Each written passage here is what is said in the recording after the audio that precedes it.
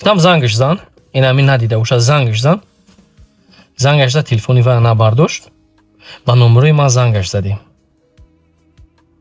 با نمره من زنگش زدیم، تلفن برداشت. السلام علیکم اکا، خوبی؟ تنجی سلامتیت خوبه؟ گفت رحمت نشناختم. گفتم من برادر هستم همین خیلی. اکا در کجای در دویره همون بعضن کارهای بیزنس همراه صحبت کنیم. ما واقعا در گیپرازین بودیم.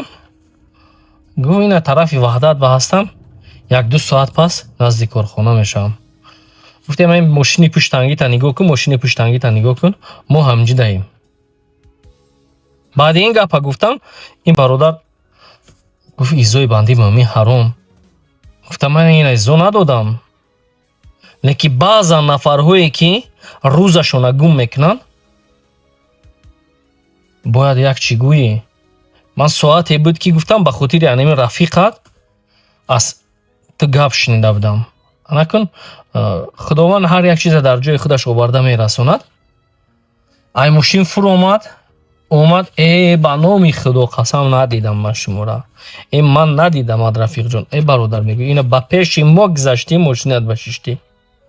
پیش از ماشین من مونده رقمای ماشین منم میدونی.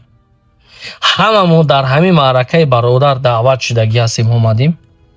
لیکن تو چه خیلی منو ندیدی. او با درجه همین قسم خورده خودش اپرادت کرد که خیلی دیگر جای گفتنی نیست.